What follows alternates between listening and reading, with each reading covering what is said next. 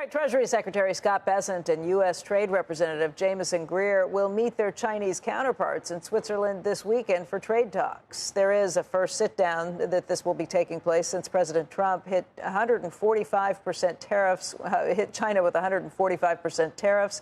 The president saying that he expects substantive negotiations this weekend. And joining us right now to talk more about it is Michelle Caruso-Cabrera, MCC Global Enterprise CEO and a CNBC contributor. She's just back from nearly 3 weeks in China as part of a Brookings foreign policy delegation. And Michelle, what did you learn on the ground there? Were you able to get a real view of what people in China think about this?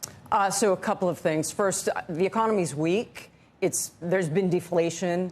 Things are so cheap compared to I think all of you went to China during the heyday. Yeah. Difficult to get a hotel room, everything expensive. That is not the case anymore. The other thing that surprised me was not one bad word about President Trump, not from people on the street, not from people in the government. They were very quick to criticize Joe Biden. Mm-hmm. I think that's because Joe Biden's not in power anymore, so that's easy to do. But I think there was also this expectation that Joe Biden was going to be different on a China policy. But he kept all of the tariffs in place. Introduced export controls, right? So they're discovering that the attitude towards China is very bipartisan. But I think, you mean from the United States having a strong kind of hawkish? Absolutely. I mean, there's no undercurrent of not liking Xi yet. Is there that we're hearing about? I got no evidence of that. Nobody referenced. I'm not blaming him for any of it. You think that they would say that to a Brookings delegation? No, I know, but with no body language, nothing. No. Did you think your hotel room was bugged? I worried about that, sure. Did you bring a separate burner phone? Of course I did. I brought separate burner phones and stuff. So, by the way, I mean, it's like if you want to go on vacation, it's extremely cheap, okay, except for the hurdle of having to replace all your technology. It really looks bad over there, like the economy. I mean, it's relative, right? So if you went back when the growth was crazy and the cranes were everywhere, things were more expensive, it was harder to get things done, harder to get into hotels and things like that. Now, you're in the beautiful hotel in Beijing and it's very quiet in the lobby, et cetera. There's just less to do there because their economic wounds, remember, are self-inflicted. They're starving the private sector, right? And as a result of starving the private sector, they do overinvestment in real estate. They subsidize exports, which is why their consumers don't have the level of consumption that we would like and would help, balance of payments in the world. So, you see all of that really play out there.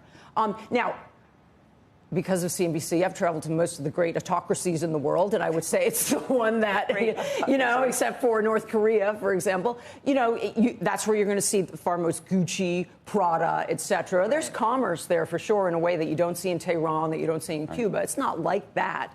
But no, there's no evidence of discontent, but I didn't expect to find any. So Chanos used to come on and talk to us about the ghost cities that were there, the and buildings how he'd that they never were go over there. 15, 16 years ago. I wouldn't go, I don't think. I've said enough things on there.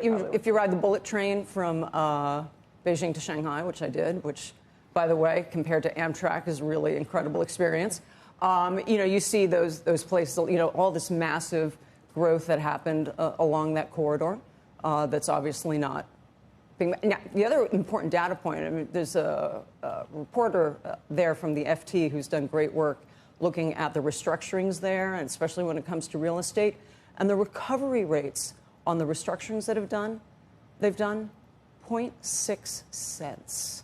I mean, that is horrendous. So not even pennies on the dollar, not even pennies on the dollar. Right. Okay, and those are restructurings done out of Hong Kong, right? Not out of the mainland. And so they've got issues. Now, they've got capital. I'm not predicting their collapse. It's just when it comes to leverage, I think we have more. They have an economy that has been reliant on investing in real estate and exports. Real estate's done. That's what they have, and exports. But we have to respond to press criticism and the suffering of our people.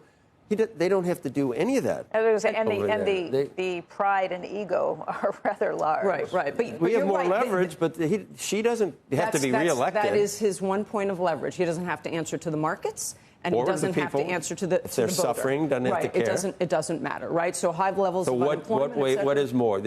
We obviously so much more do we use than we export there. Here's the one thing I would say is that remember, in democracies, you have your fights out loud and in public. You don't think the knifing, in the back of other people is happening over there? Yeah, of course it's happening in there. Right. It just happens behind closed doors, right? And those battles are happening there as well. We're just not privy to what's... Who can last longer? Oh, I think we can last longer. We can. Yeah, we have a much more Even though they don't care economy. what happens.